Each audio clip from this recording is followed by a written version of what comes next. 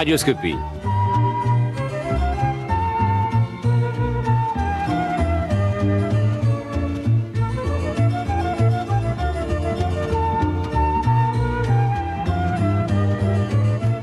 Radioscopie.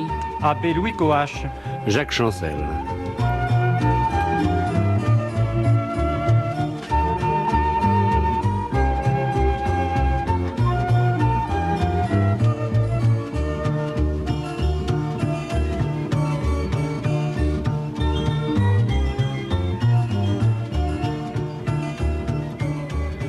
Mon invité aujourd'hui, l'abbé Louis Coache. Monsieur l'abbé, vous avez quelques problèmes avec la hiérarchie de l'Église sur le plan de la foi et de la discipline.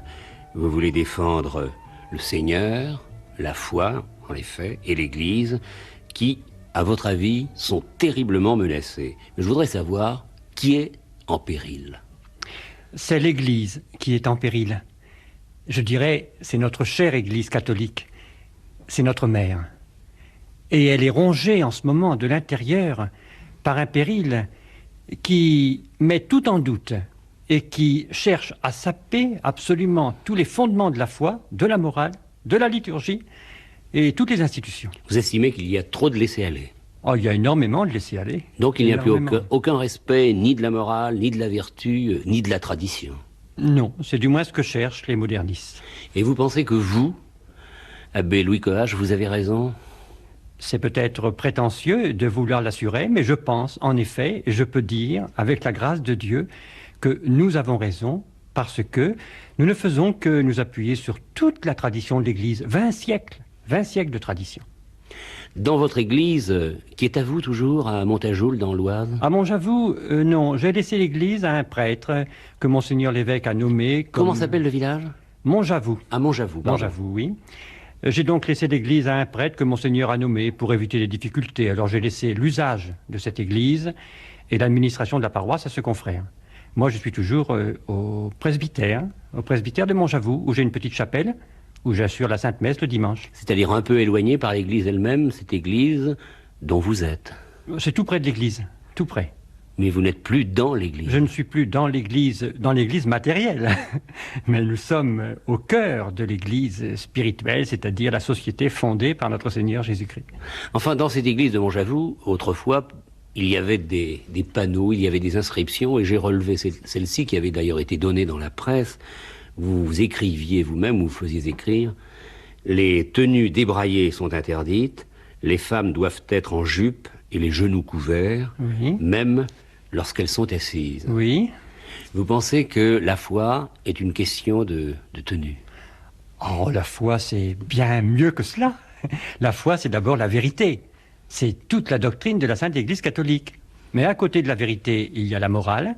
Et nous pensons que, comme d'ailleurs les saints, les docteurs, les pères de l'Église ont toujours demandé, que la morale doit être respectée, et surtout à l'Église. Vous avez l'impression que vos collègues ont trahi, beaucoup de vos collègues? J'ai l'impression, j'ai la certitude, je dis nous avons la certitude parce qu'en réalité nous sommes très nombreux. Nous avons la certitude que non seulement des confrères, des prêtres ont trahi, mais qu'à l'heure actuelle, les évêques de France trahissent l'Église. Êtes-vous dans la tradition de votre jeunesse? Vous n'avez rien changé? Absolument rien, non. J'espère avoir gardé toute la foi, comme les fidèles qui désirent rester fidèles, c'est leur nom, gardent toute la foi qu'ils ont apprise au catéchisme. Mais ne rien changer, est-ce évoluer? Bien sûr. Voyez-vous, cher monsieur, il y a deux sortes d'évolution. Il y a l'évolution qui est une révolution. Et les modernistes mettent la révolution dans l'Église. En ce moment, ils sont en train d'installer dans l'Église une contre-Église. Alors ça, c'est la révolution. D'ailleurs, Paul VI, récemment, a insisté sur ce malheur que la révolution s'instaure dans l'Église au lieu de l'évolution. L'évolution en elle-même n'est pas mauvaise. L'Église est vivante, l'Église est comme un arbre magnifique. Notre Seigneur a semé les graines de cette Église. Et puis comme un gland donne un chêne, n'est-ce pas, avec tout son feuillage et tous ses fruits, eh bien l'Église s'est développée au cours des siècles. Donc elle évolue, mais elle évolue en restant elle-même. Et elle doit rester elle-même dans toute son essence. Quand vous étiez jeune, tout petit, vous étiez Jacques Chancel. Hein. Et au fur et à mesure que vous avez un peu avancé en âge, vous êtes toujours Jacques Chancel, et pourtant, vous ne ressemblez plus tout à fait à celui que vous étiez étant jeune, mais vous êtes le même. Il y a donc des choses qui peuvent évoluer, la discipline par exemple, la liturgie, mais à condition que tout reste conforme à la doctrine, à la foi et à la morale. Vous ne pensez pas qu'on peut devenir quelqu'un d'autre? Je ne comprends pas très bien votre question. Au fil des années... Ah non, non, on reste le même. Le caractère peut changer, par exemple. Évidemment, la taille change, le teint peut changer, mais on reste le même. C'est identique, c'est l'identité de la personne humaine. Vous êtes entré, vous, abbé Louis Coage, dans le combat de la foi. Oui. Mais vous étiez armé pour être un lutteur. J'ai toujours aimé lutter.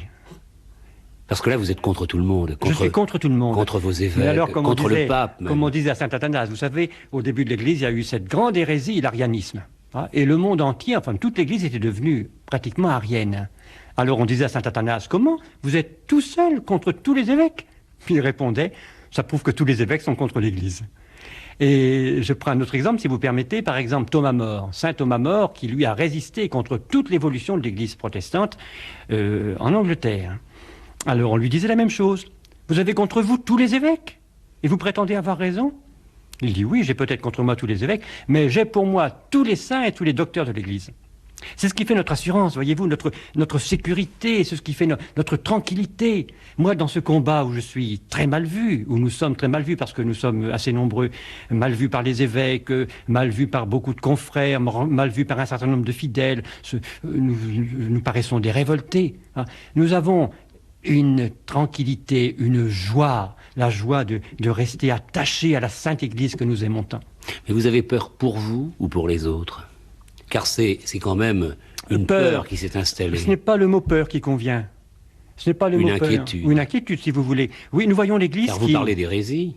Oui, oui, oui. Nous voyons... vous accusez les évêques d'être des hérétiques. Nous voyons l'Église qui dégringole. Du moins les institutions de l'Église qui dégringolent, du moins le visage de l'Église, le visage humain de l'Église qui est détérioré. Parce que vous savez que l'Église est à la fois divine et humaine. Divine, c'est-à-dire l'épouse de notre Seigneur, en quelque sorte, le royaume de Dieu.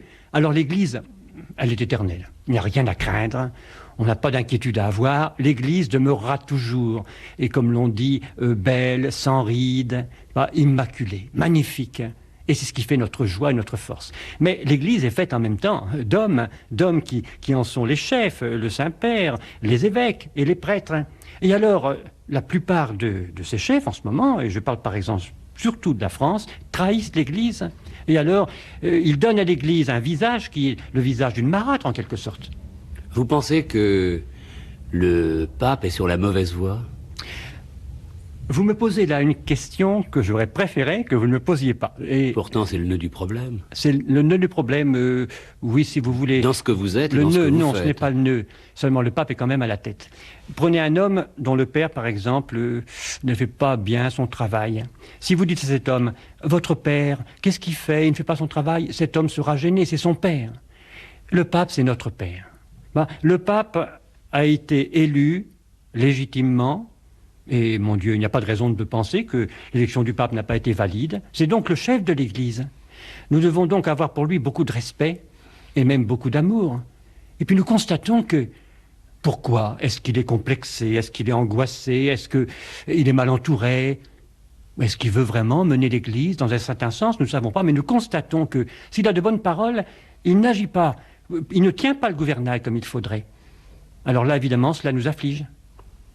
Mais vous êtes là pour le respect des apparences. Mais si l'on va jusqu'au bout de la pensée, on peut imaginer que, à l'intérieur, rien n'a changé. En profondeur, une âme ne change pas. C'est l'extérieur qui a pris peut-être un tournant que vous estimez, vous, être dangereux.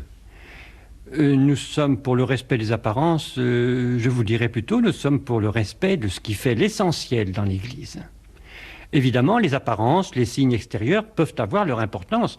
Par exemple, voyez-vous, pour le prêtre, avoir porté la soutane, porter l'habit religieux. Vous la portez, c'est une apparence. J'en suis très fier. J'en suis très fier. Je veux dire que c'est assez rare. C'est assez rare, oui. On dit l'habit ne fait pas le moine. Attention, si. L'habit contribue à faire le moine. L'habit aide le moine à rester moine. Et puis, les fidèles sont contents de voir dans l'homme de Dieu pas ce signe extérieur qui manifeste que vraiment ils sont hommes de Dieu. Alors maintenant, on rencontre un tas de prêtres, on ne les reconnaît même pas, on ne sait même pas s'ils sont prêtres, ils n'ont même plus l'habit de clergyman, ils ont une petite croix ou ils ne l'ont pas au revers du veston, et la plupart cherchent à ne pas être reconnus, et ils prétendent être des témoins. Bon, c'est se moquer du monde, voyons. Et s'ils arrivaient à être plus près de leurs fidèles que avec la soutane que vous portez et que vous porterez jusqu'à la fin de vos jours? Oui, oui. C'est une question que vous vous êtes posée? Pour être plus près des fidèles? Oui. Oui, alors on peut imaginer... Car on peut imaginer que votre soutane est une barrière. On peut imaginer en certains cas très particuliers, voyez-vous, que la soutane est une barrière. Oui, ça peut s'imaginer. Dans ce cas-là, eh bien mon Dieu, on pourrait s'autoriser à quitter la soutane, par exemple pour aller évangéliser dans certains milieux où vraiment la présence du prêtre serait considérée comme presque un scandale. À ce moment-là, on peut imaginer des cas. Mais normalement, les pauvres fidèles, pas les humbles, même beaucoup d'ouvriers, n'est-ce pas, eh bien, sont contents quand ils rencontrent un prêtre avec la soutane. En voilà qui n'a pas peur, qui a conscience de sa foi, qui n'a pas peur de montrer qu'il est prêtre. Hein. Et c'est une erreur. Vous pensez que certains prêtres ont honte de l'habit qu'ils devraient porter? C'est pour cette raison qu'ils sont en civil. Ça me semble évident. Ça me semble évident. Oui, ils ne veulent plus se présenter en homme de Dieu. D'ailleurs, ce sont des désobéissants. On dit que nous sommes désobéissants. Hein. D'abord, le droit canon, qui est toujours en vigueur, quoi qu'on en dise. Le droit canon oblige les prêtres à porter l'habit, la soutane, l'habit religieux, ou alors, dans les pays où ce n'est pas l'habitude, d'être au moins en clergyman.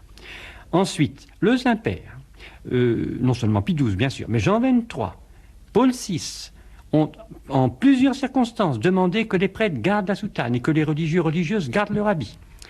En outre, lorsque les évêques ont pris leurs ordonnances, je crois que c'est en 1964, sur la permission de porter le clergyman, ils ont bien dit simplement pour les voyages ou lorsque vraiment ce sera plus utile, mais les prêtres devront habituellement porter la soutane, ou en tout cas le clergyman avec le col, et dans l'église jamais ils ne devront être autrement qu'en soutane. Désobéissance totale, mais désobéissance. Ils vont dire que c'est nous les désobéissants. Mais abbé Louis Coache, il n'est pas interdit de penser que dans un avenir proche, ou peut-être un peu plus éloigné, le pape lui-même vienne dans la vie publique en civil. Cela pourra se trouver. En tout cas, ce serait tout de même... Sera-ce à ce moment-là la fin de l'Église pour vous? La fin de l'Église est éternelle. Mais ce qui serait beaucoup plus grave... Oh, mais elle vous inquiète, cette Église éternelle? Elle m'inquiète, encore une fois. Nous sommes inquiets de voir quel tournant elle prend. Et surtout, nous sommes affligés de voir que les âmes, pour beaucoup, arrivent à perdre la foi. Elles ne sont plus évangélisées. On n'évangélise plus. On leur parle d'amour, amour profane, philanthropie. On a des grands mots à la bouche. C'est un verbiage constant. Hein. Mais alors, l'essentiel, expliquer aux âmes que notre Seigneur est venu sur la terre pour nous racheter, pour nous sauver. Car c'est tout de même l'enjeu essentiel, le royaume de Dieu. Dire aux âmes qu'il faut fuir le péché, qu'il faut se convertir, qu'il faut aimer Dieu. On n'en parle plus, on n'en parle plus. Et les évêques trahissent absolument leur mission, là. On vous a retiré votre fonction de curé? Ah, non. C'est une histoire, je dirais presque rocambolesque. Et triste. Et qui n'est pas terminée. Triste, non, non, non. Non, je vous dis, j'aime lutter. Non, j'aime lutter. En 1969, en 69, oui, j'ai fait ma deuxième grande procession du Saint-Sacrement, hein, où venaient 3 ou 4 000 fidèles. Et à ce moment-là, Monseigneur l'évêque a interdit cette procession. C'était tout dans l'Oise? Dans l'Oise, à Montjavoux. Remarquez qu'il n'avait pas le droit de l'interdire, puisque un curé est obligé de faire la procession de la fête Dieu. Bon, j'ai cru de mon devoir de passer outre. J'ai donc fait cette cérémonie. Et Monseigneur l'évêque m'a suspendu ab officio, cela veut dire que interdit de célébrer les offices, etc. Bon. Ensuite, Monseigneur l'évêque a entamé une procédure de destitution de ma charge curiale. Mais un évêque, pour destituer un curé contre le gré de ce curé, un évêque est obligé de suivre une procédure canonique.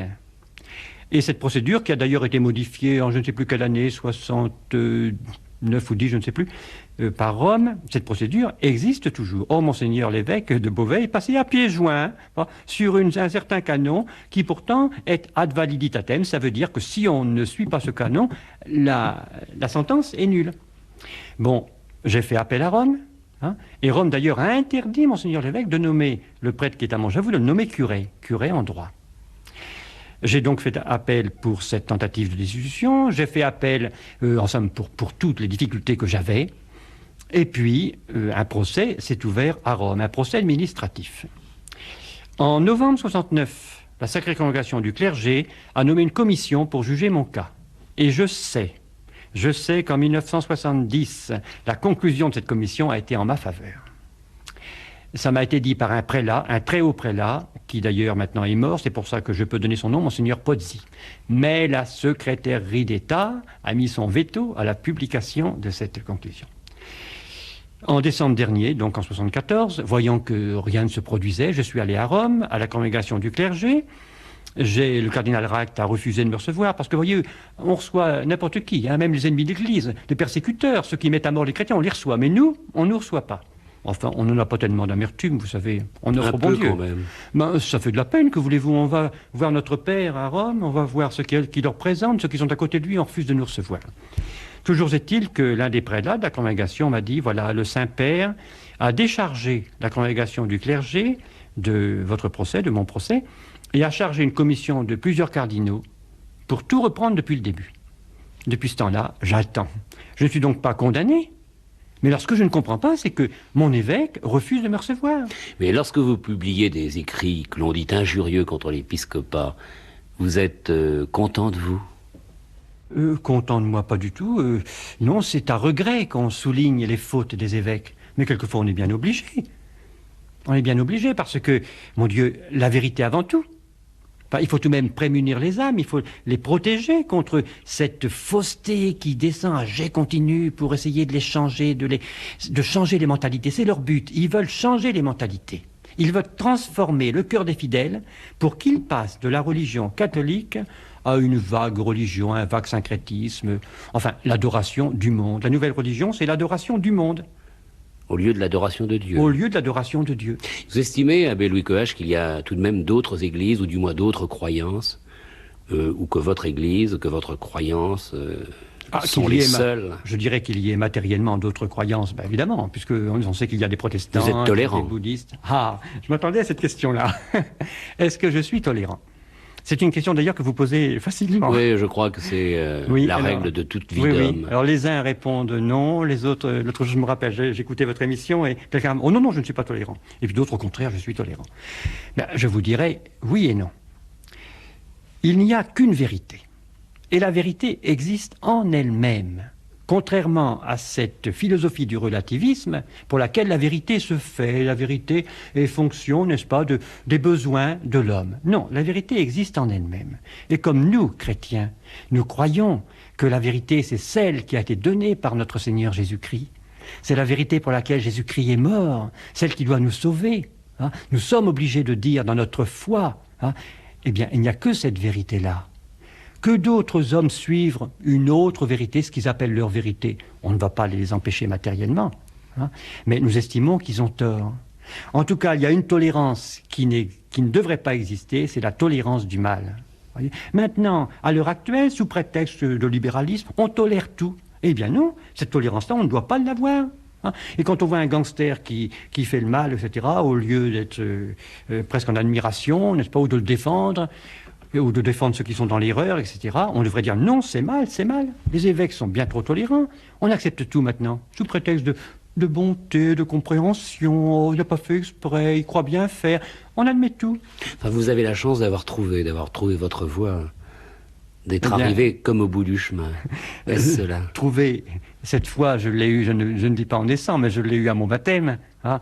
J'y suis resté, grâce à Dieu, fidèle. Hein. Et quand j'ai vu que tout allait mal dans l'Église, alors j'ai commencé à combattre pour maintenir cette foi. D'ailleurs, on ne peut la maintenir qu'en combattant, voyez-vous. Hein. Et il faut attaquer presque. Hein. C'est comme le soldat au front, parce que celui qui ne veut pas attaquer, ben, il se fait manger. Vous êtes toujours en première ligne. Oui, mais je ne mésestime pas du tout les confrères qui luttent, mais d'une manière beaucoup plus cachée. Hein. Que de bons prêtres qui sont dans leur presbytère de campagne, hein, qui font, parce qu'il y en a encore, vous savez, qui font leur catéchisme avec tout leur cœur, le vrai catéchisme, pas le succédané qu'on nous donne avec les nouveaux manuels, hein, où on pousse au péché, on pousse les enfants au péché maintenant. Hein. On ne parle même plus de la grâce, on ne parle plus de la vie surnaturelle, mais que de bons prêtres sont là, qui font le catéchisme, qui se lèvent le matin pour faire leur méditation, qui disent leur chapelet. Ben, ce sont aussi des combattants, ceux-là. Mais vous qui êtes si fidèle, vous passez pour un révolté, pour un contestataire. Oui. Vous êtes fidèle à vous-même. Oui, alors je passe pour un révolté. Alors cela, évidemment, c'est un sacrifice d'avoir cette réputation-là. Mais nous estimons que nous sommes fidèles à notre Seigneur. Il faut mieux obéir à Dieu qu'aux hommes, fussent-ils évêques. Vous ne faites pas confiance aux hommes. Alors là, voyez-vous, vous abordez un point qui est très, très important. On parle sans cesse de foi en l'homme, la foi en l'homme. Mais non, voyez-vous, dans l'Écriture sainte, il y a une parole « omnis homo mendax ». Tout homme est trompeur, parce que l'homme est entaché et détérioré en somme par le péché originel. Et tout homme, aussi bien moi que vous-même, n'est-ce pas? Il n'y a que la Sainte Vierge qui est à l'abri. Nous avons tous en nous cette loi du péché qui nous attire vers le mal. Comment voulez-vous faire confiance en l'homme? Mais non, on fait confiance en Dieu. Et si on fait confiance en l'homme, c'est dans la mesure où l'homme se fait petit, se fait très humble pour refléter la lumière de Dieu. L'autre jour, Monseigneur Ménager, dans un bulletin religieux, eh bien, a écrit qu'il faut travailler à ce que l'homme reste debout. On parle de l'homme debout. Mais non, l'homme n'est grand que lorsqu'il s'agenouille devant Dieu. Et puis les modernistes sont tellement perfides qu'ils citent sans arrêt une parole que je crois de saint Irénée, la gloire de Dieu, c'est l'homme vivant. Mais ils se gardent bien d'ajouter la suite de la citation, la gloire de Dieu, c'est l'homme vivant, lorsqu'il s'incline devant son Créateur. On va reparler d'un mot que moi qui me paraît sacré, c'est encore le mot tolérance. Mais vous ne semblez pas admettre ceux qui n'ont pas une foi en Dieu. Il y a beaucoup d'athées. Oui. Alors ceux-là, vous les rejetez. Ah, nous ne les rejetons pas. Non, de même vous, que notre vous, Seigneur... Abbé Louis Coache. Non, je ne veux pas les rejeter, je ne les rejette pas. Seulement, il faut faire la différence entre l'erreur et celui qui porte l'erreur, entre péché et pécheur. Alors, les modernistes vont vous dire, autrefois, l'Église était sclérosée, repliée sur elle-même, elle rejetait les pécheurs, mais pas du tout. Pas du tout, vous voyez ces prêtres qui confessaient, ces missionnaires. Au contraire, il faut être très abordable aux pécheurs, il faut aller vers les pécheurs, on aime les pécheurs. Mais on parle encore du péché. Qu'est-ce que le péché? Eh bien, le péché, c'est la désobéissance à la loi de Dieu. C'est aussi simple. C'est très simple. C'est le seul mal, d'ailleurs. Voyez-vous, Dieu existe avec toute sa richesse infinie, sa splendeur. C'est merveilleux. J'espère bien le voir au ciel. Ça sera magnifique de voir Dieu. Et Dieu a donné sa vérité aux hommes. Notre Seigneur est venu sur la terre pour nous racheter, afin de sortir les hommes de leur misère, et afin de leur donner la lumière, leur donner le royaume de Dieu. Et l'Église n'a pas pour mission de prêcher n'importe quelle religion à l'eau de rose.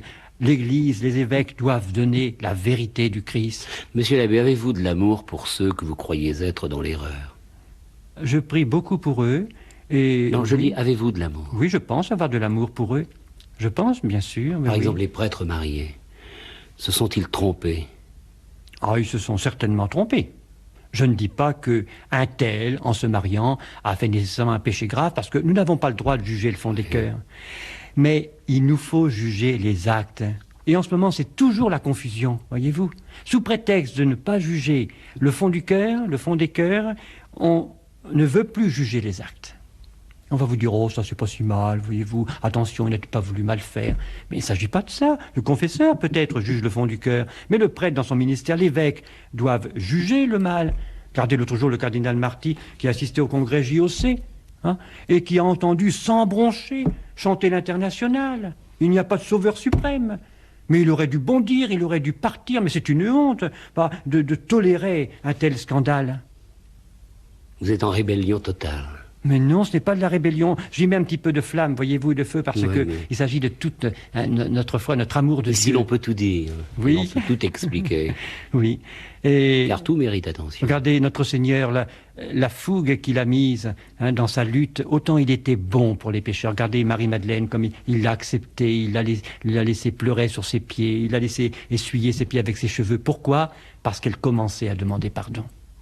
Mais ces évêques que vous égratignez, vous aiment-ils quand même? Mon évêque à moi, Monseigneur l'évêque de Beauvais, prétend qu'il m'aime bien, et quand il m'écrit, il termine toujours ses lettres en disant « mes bras sont grands ouverts ». Mais quand je lui demande d'être reçu, il refuse. Vous pensez, Abbé Louis Coache, que l'hérésie a gagné toute l'Église? Oui, alors justement... Qu'appelle-t-on hérésie? Voilà. Qu'appelle-t-on hérétique? Autrefois, je dirais, c'était très simple. On avait des hérésies qui étaient bien cataloguées. L'arianisme, on niait la divinité de Jésus-Christ. Bon, et les hérétiques se retiraient eux-mêmes de l'Église. Bon, c'était un grand malheur qu'il y ait des hérésies, des hérétiques, surtout lorsqu'ils infestaient l'Église comme les Ariens l'ont fait, mais c'était net.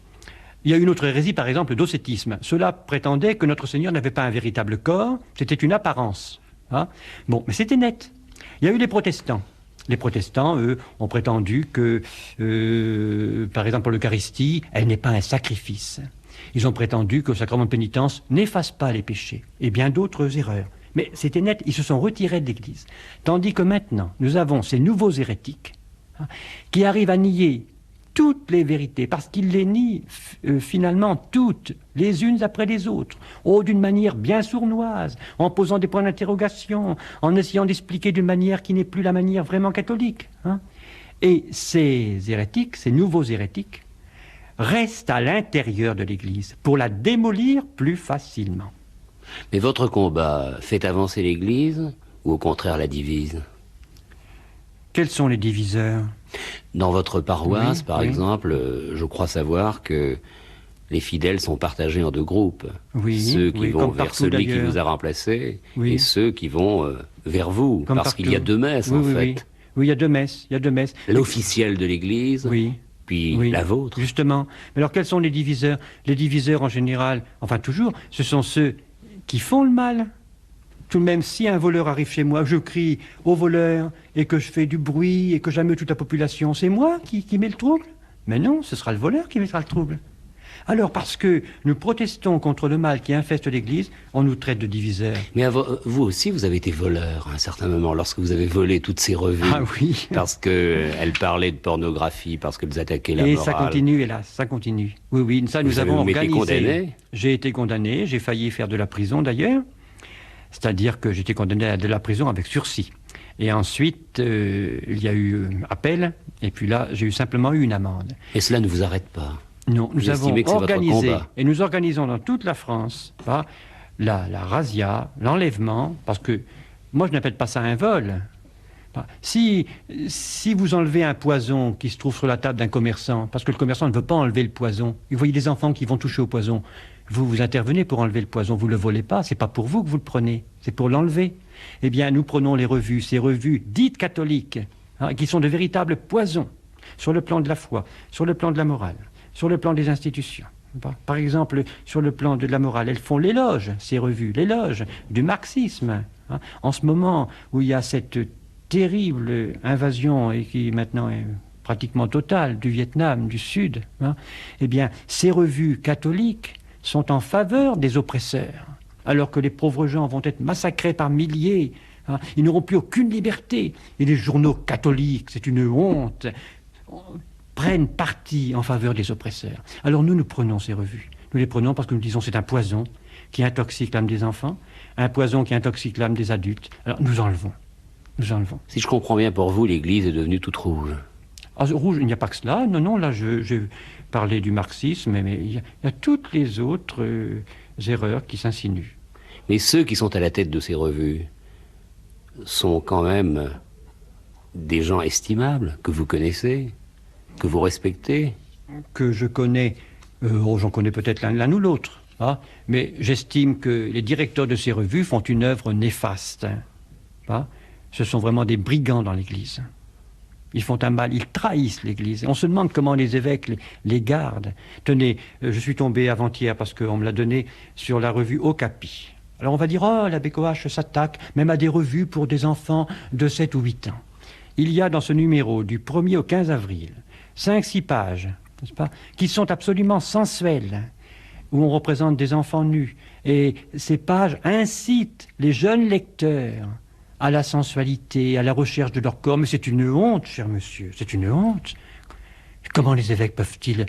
Et quand j'en ai déjà parlé aux évêques, par exemple à l'évêque de Dijon, qui lui me reçoit gentiment. Seulement, il n'y a pas de suite. Plus Hein? on le montre, moins on le voit, peut-être. Plus on le montre. Hein? Plus on montre les choses, moins on les voit. À propos des revues. À propos de tout, vous aviez condamné également la Croix parce qu'elle faisait un papier très élogieux pour les Folies Bergères. Eh bien oui, mais bien sûr. Alors j'ai dit à l'évêque de Et c'est Dijon un que... spectacle. De très bons chrétiens auront plaisir peut-être à aller voir un spectacle. Moi, C'est ça peut-être la qualité du spectacle qu'il faudrait mettre j'estime en... que même si un spectacle a beaucoup de qualité sur le plan esthétique, du moment qu'il y a de l'immoralité, et dès qu'il y a impudeur, il y a immoralité. Qu'appelez-vous immoralité? Un danseur, par exemple, sur la scène de l'opéra, est-il impudique? Vous savez, moi, je ne vais jamais voir ces spectacles-là, par conséquent, je ne saurais pas bien vous répondre. Mais dès qu'il y a impudeur, dès qu'on montre le corps sans raison, n'est-ce pas? Et là, j'estime qu'il n'y a pas de raison valable. À ce moment-là, il y a faute. Et le corps, c'est une gloire de Dieu? Oui, le corps, c'est une gloire de Dieu. Seulement, il y a le péché originel qui cherche à profiter du corps d'une manière sensuelle et immorale. On ne peut pas enlever le péché originel. Et ça, pendant 20 siècles, l'Église a prêché la pudeur. Par conséquent, notre devoir, c'est de la prêcher. Puisque vous êtes toujours en première ligne, abbé Louis Coache, vous devez sans doute tirer parfois à côté, parce que vous êtes le vrai combattant. Vous savez, en effet, on est quelquefois maladroit. Je ne prétends pas être parfait, loin de là. Loin de là. Personne n'est parfait. Je dois être entre les mains de notre Seigneur un pauvre instrument. Mais le Seigneur, il vous dit parfois, vous allez trop loin, abbé Louis Coache? Ben, je prie de mon mieux, je demande conseil. Dès qu'il y a une action un petit peu importante à faire, eh bien, je vais trouver des confrères un peu avisés. Est-ce qu'on peut faire ceci? Est-ce qu'on peut faire cela? Voyez-vous? Parce que notre grand souci, ce n'est pas de nous montrer. Si j'ai accepté, là, si je me suis prêté à cette émission, c'est parce que j'ai la grande joie de parler de notre Seigneur. Si vous saviez, pour un prêtre, le bonheur que c'est de parler de notre Seigneur Jésus-Christ. D'ailleurs, vous resplendissez de joie. Je resplendis de joie, mais tant mieux, c'est un bon compliment. En citant son nom. Oui. Mère Marie-Yvonne, que j'aime beaucoup, que j'ai reçue, me dit, lorsqu'elle parle de Dieu, c'est mon fiancé, mais vous pouvez en parler de lui comment? Mais bien sûr, c'est un grand ami, notre Seigneur Jésus-Christ, un très grand ami. Seulement, c'est dans la foi, nous ne le voyons pas. Vous pensez qu'il est content de ce que vous faites? J'en ai la persuasion, sinon je m'arrêterai immédiatement. Immédiatement. Et si vous étiez un jour excommunié? J'ai dit un jour au bon Dieu que j'étais prêt à tout, à la mort bien sûr. Ce serait encore une grâce? Nous en sommes tous là, prêts à la mort, prêts à la prison, prêts même à l'excommunication. Vous savez, il y a des très belles âmes qui ont été excommuniées. Enfin, j'espère que les évêques n'en arriveront pas là quand même. J'espère. Et vous y avez pensé? Oui, j'y pense. Mais je ne crois pas. Parce que, comment voulez-vous qu'ils m'excommunient? Ils ne peuvent rien trouver, d'ailleurs ils n'ont pas trouvé, rien trouvé dans mes écrits qui puisse être un motif de censure. Quoique j'ai été suspens, mais enfin, moi je ne crois pas que ce soit valide, ces cas-là. Mais vous iriez jusqu'à rechercher l'excommunication pour faire triompher vos idées? On ne va pas rechercher l'excommunication, non. Non, bien sûr que non. Mais non, ça serait quand même une épreuve. Parce qu'il y a quand même tout ce dont vous parlez, ce désordre, cette révolution, cette immoralité, tout ce que vous condamnez. Oui. Or, vous semblez dire que les autres la protègent, les protègent. Oui. C'est une hérésie. Comme disait Saint Pédis, le modernisme, c'est l'égout collecteur de toutes les hérésies. C'est le ramassis de toutes les hérésies. Si vous deviez un jour appartenir à un groupe politique, ce serait lequel? D'abord, la politique... Non, la politique ne m'intéresse pas. Vous en faites pourtant. À votre manière. Bon, on touche forcément à la politique, n'est-ce pas? Si par exemple je dis que je suis contre l'avortement et que l'avortement est un crime, évidemment on pourra dire que je fais de la politique. Mais ce qui est odieux, cher monsieur, c'est qu'au moment où les lois sur l'avortement allaient passer, les évêques de France ont refusé d'en parler sous prétexte qu'ils allaient faire de la politique. Et ils ne se gênent pas pour faire de la politique à propos du Chili ou autre chose. Mais là, alors ils en ont parlé finalement, ils ont présenté l'avortement comme un échec. Alors que le Saint-Père et toute la doctrine catholique disent que c'est un crime. Et même, je crois que c'est le cardinal Marty, enfin je ne veux pas le charger si ce n'est pas lui. Vous le chargez beaucoup. Hein. Ou alors, en tout cas, c'est la conférence épiscopale ou le conseil permanent. On dit qu'ils ne voulaient pas insister sur l'avortement parce que il serait obligé d'en parler en termes traumatisants. On ne se gêne pas pour traumatiser les enfants avec les questions sexuelles. Hein? On ne se gêne pas. Mais dès qu'il s'agit de parler d'avortement et de condamner, pas de termes traumatisants. Mais voyons, de qui se moque-t-on? C'est une honte. Vous savez, abbé Louis Coache, demain, je recevrai Simone Veil, ministre de la Santé, qui est une femme, je crois, très admirable. Et en ce moment même, on installe le Conseil supérieur de l'éducation sexuelle. Que voulez-vous? C'est une honte de voir la France qui est livrée. Il faut parler ouvertement des choses aussi. Il faut parler ouvertement. Ça ne veut pas dire qu'il faut faire les choses, qui sont si mauvaises. Hein. Et en certains cas, il faut peut-être mieux quelquefois ne pas en parler, si ce n'est aux gens avertis ou ceux qui ont la charge de s'occuper de ces choses. Vous êtes pour une église traditionnaliste et rassurante. Rassurante.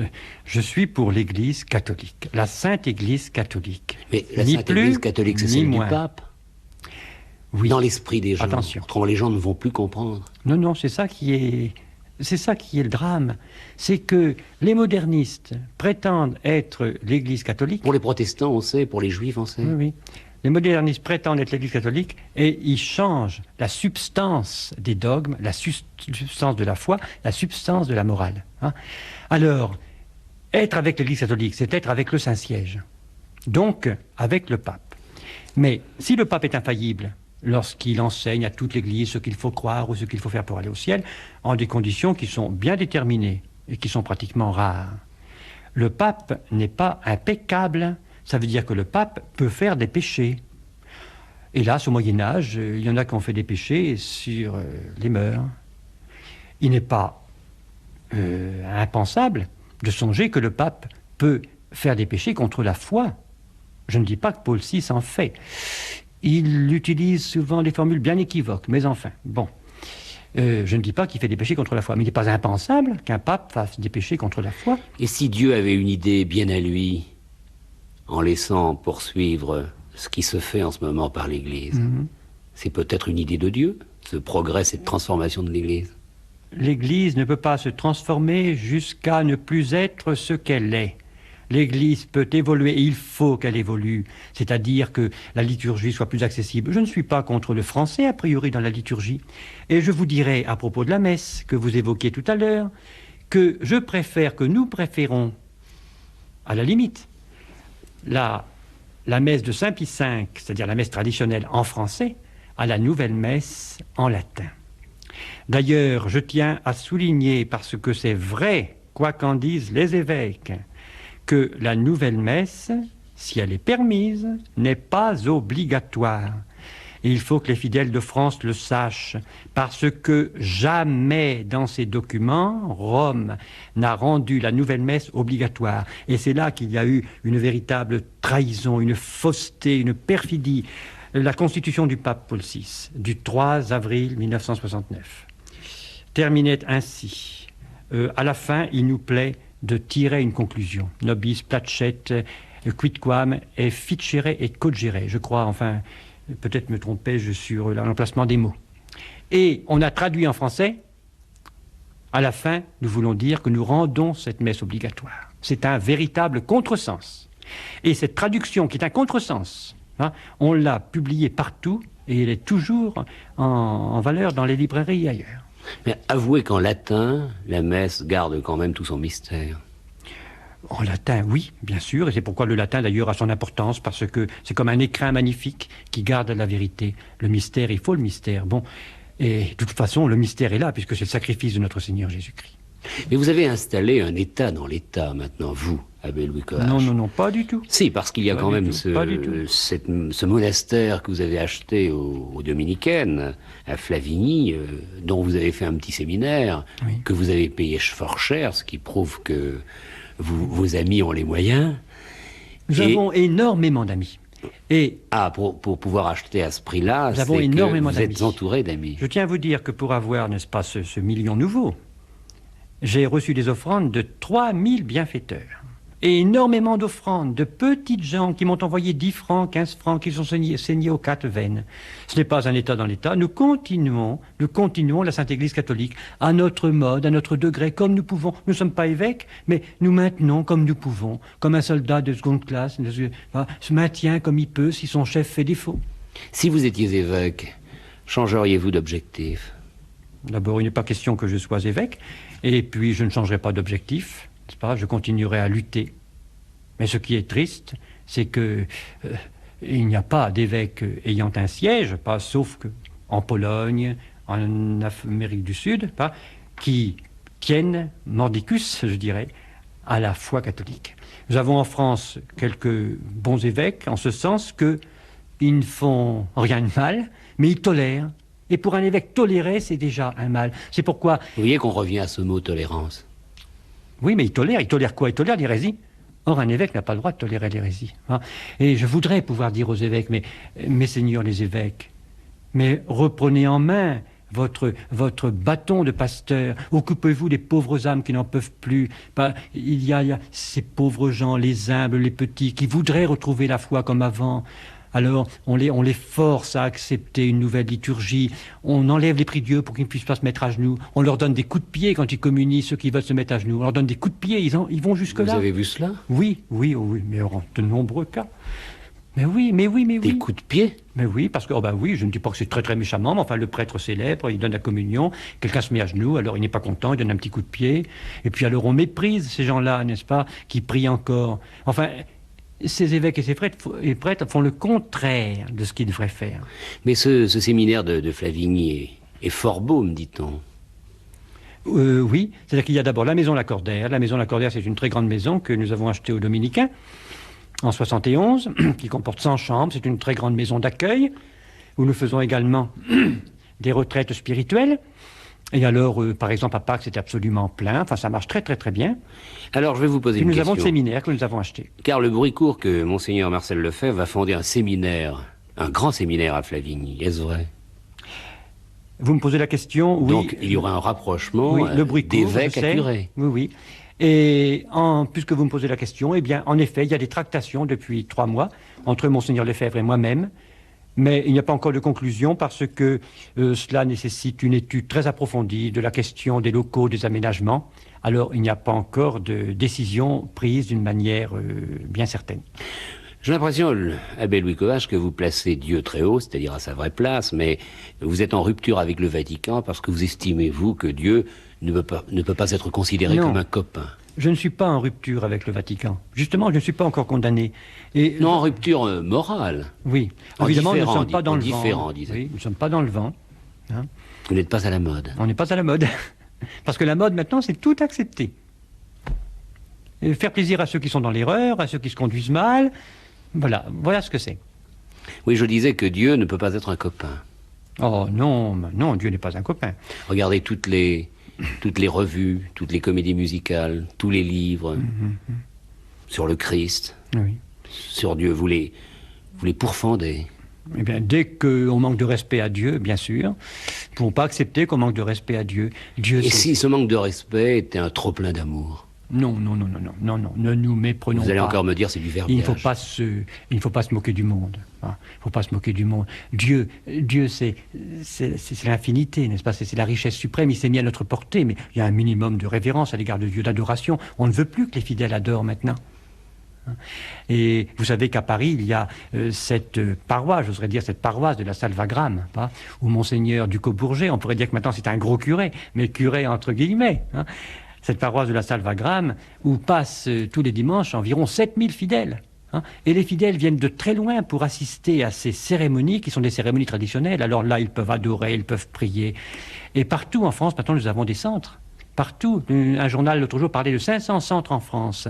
Mais attention, ces différentes associations qui sont un peu partout en France, associations de Saint-Pie V, de Saint-Pie X, Entente catholique comme à Saint-Brieuc, ne sont pas affiliées au combat de la foi, n'est-ce pas? C'est indépendante du combat de la foi, mais nous marchons en coordination. Si bien que les fidèles, un peu partout, peuvent quand même trouver maintenant des prêtres fidèles et aller à leurs cérémonies.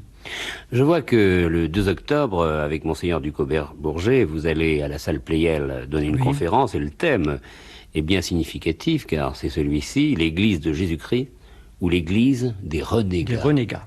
L'Église des renégats, c'est frappé dur. Ah oui. Parce que j'estime qu'il y a beaucoup de renégats, et il y a dans les évêchés de France beaucoup de renégats. Quand on pense que l'évêque d'Arras, par exemple, ne sait pas ce que c'est qu'un prêtre, il l'a dit dans un bulletin, n'est-ce pas, le bulletin « L'Église d'Arras ». Il demande l'essentiel du sacerdoce presbytéral, ce qui définit, caractérise le prêtre. Qu'est-ce que c'est? Cette recherche de l'essentiel est relativement récente. Ne nous moquons pas du monde. L'essentiel, on l'a trouvé depuis le début de l'Église.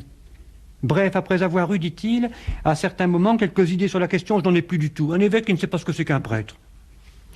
Abbé Louis Covache, si, à un certain moment de votre vie, dans de nombreuses années, vous vous disiez « je me suis trompé ». Je ne pense pas m'être trompé, c'est impossible. Vous pourriez revenir? Auriez-vous l'orgueil de la tradition? Oh, je ne pense pas qu'on puisse parler d'orgueil de la tradition. L'Église n'a pas pu se tromper depuis 20 siècles. C'est impossible, au moins pour nous qui avons la foi. D'ailleurs, il y a cette magnificence de l'Église catholique qui est toujours fidèle à elle-même depuis 20 siècles, toujours semblable à elle-même, la même doctrine qui a été approfondie, qui a été... Enfin, c'est merveilleux. Alors, on ne peut pas avoir de doute sur la doctrine catholique. Et nous ne faisons que répercuter la doctrine catholique. On n'invente rien. Nous ne faisons que dire attention, monseigneur l'évêque de tel pays, mais voyons, vous n'avez pas le droit, ce n'est plus la doctrine catholique.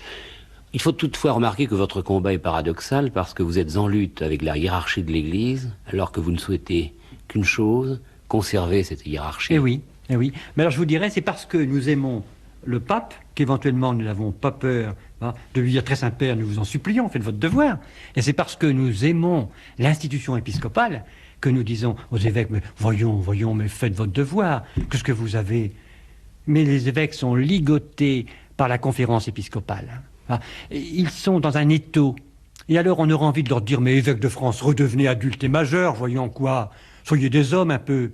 N'ayez pas peur de parler de notre Seigneur, n'ayez pas peur de parler de la foi, rappelez ce que c'est que le bien, ce que c'est que le mal, faites la différence entre le bien et le mal. Vous ne trouverez pas un seul bulletin diocésain, maintenant, où on va inciter les fidèles à pratiquer la vertu, à prier, à rester humble, à fuir le monde. Mais au final, c'est un combat entre apôtres. Et les fidèles sont peut-être un peu oubliés dans l'affaire. Mais les fidèles, beaucoup sont bien déroutés. Il ne faut pas leur jeter la pierre aux fidèles, vous savez. Ils suivent leurs prêtres et comme on les recycle sans arrêt, n'est-ce pas? On leur redit, mais il faut évoluer, le pape veut ceci, le pape veut cela. Mais c'est complètement faux. On les trompe à jet continu. Par exemple, la communion dans la main. Le pape a fait une instruction, ou alors sur 3-4 pages. Il explique qu'il voudrait que l'on conserve le rite de la communion sur les lèvres, que c'est un rite vraiment traditionnel qui exprime l'adoration, etc. Et à la fin, un petit paragraphe, néanmoins, en certains cas, on pourra permettre aux évêques de permettre même aux prêtres à certaines conditions. Résultat, 8 jours après, les évêques et les prêtres disaient « obligation de communier dans la main, le pape le veut ». On trompe les fidèles. Oui, mais toutes ces luttes amusent vos ennemis. Ah, bien certain que si on a des ennemis... Eux qui en profitent. Des ennemis, vous voulez dire ceux qui sont incroyants? Les autres aussi. Lesquels? Qui s'amusent à voir votre discorde. La discorde, c'est-à-dire que nous rappelons la vérité, voyez-vous. Alors nécessairement, nous nous trouvons... Les autres aussi pensent avoir la vérité. Non, je dirais non. Non, parce que pour eux, la vérité se fait. La vérité est changeante pour eux. Voyez-vous, ils sont toujours en train de rechercher. Ils n'ont même pas la vérité, ils sont en recherche. On voit des religieuses maintenant, pas ces religieuses. Elles ont une petite jupette, elles ont un indéfrisable, elles vont coiffer plus souvent que les autres, elles s'achètent des perruques, elles changent de corsage 2 ou 3 fois par semaine. Elles n'ont peut-être pas changé d'âme. Si.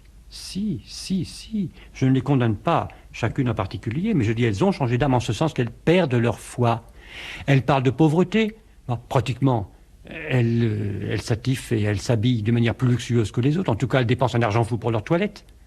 Elle parle d'obéissance. Savez-vous ce que c'est que l'obéissance?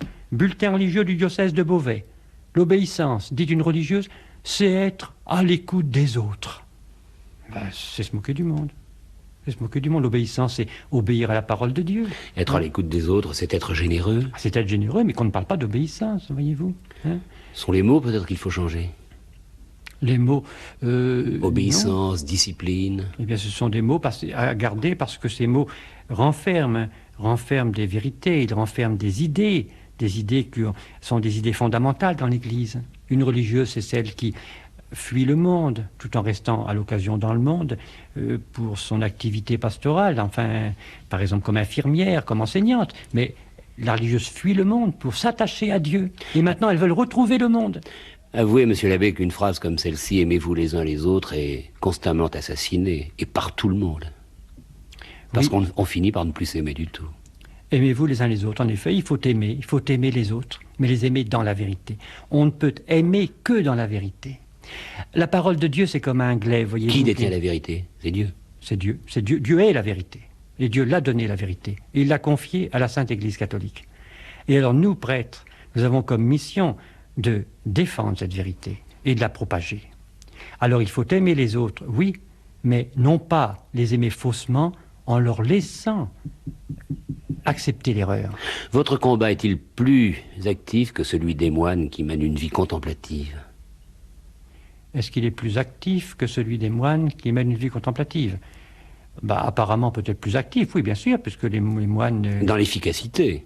Ah, au point de vue efficacité. Par rapport à Dieu, je suis c'est-à-dire à certain l'homme que vous servez. Une âme qui passe son temps à prier ou à offrir ses souffrances est beaucoup plus puissante auprès de Dieu que nous avec nos sermons, nos écrits.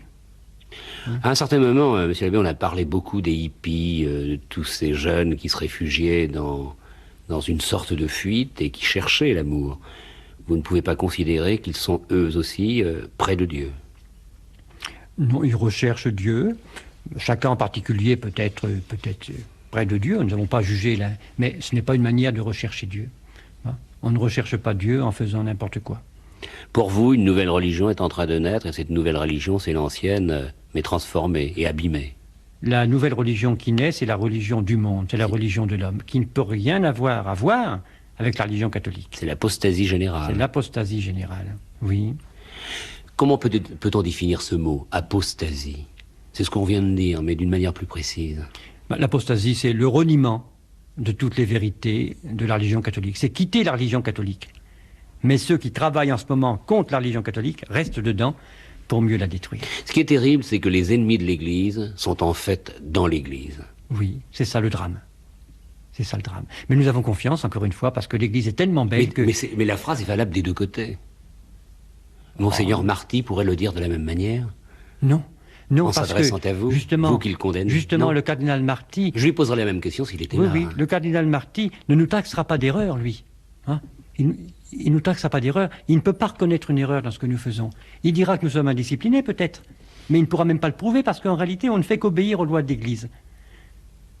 Seulement, nous ne sommes pas dans le vent. Et comme eux prêchent une nouvelle religion, nous ne suivons pas. Alors, tout le monde est bien vu, sauf nous, parce que nous maintenons, je dirais humblement, oui, du moins nous tâchons de le faire humblement, nous tâchons de maintenir la richesse de l'Église catholique, les vérités de l'Église catholique, tout ce qui fait la beauté de l'Église catholique. Et alors, on a envie de dire à tous les fidèles, mais tenez bon, ne vous laissez pas impressionner, ne vous laissez pas dérouter.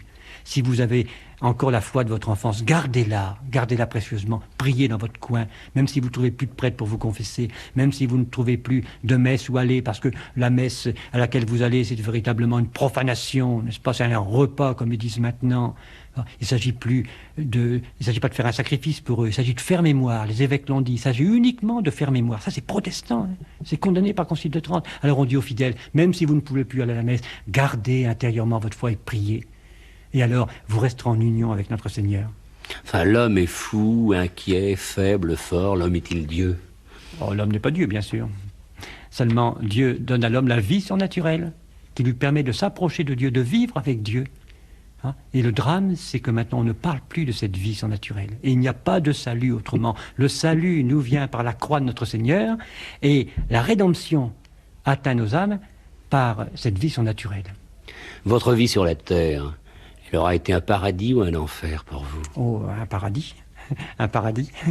Vous connaissez la très belle phrase de Catherine de Sienne, « À force de silence, le monde est pourri ». Comment est-il à force de bruit? À force de bruit, eh bien, le monde... À force de silence, le monde est pourri. Le silence sur quoi? Le silence sur la vérité. C'est pas? À force de bruit, le monde se pourrit aussi, parce que ce bruit répercute l'erreur.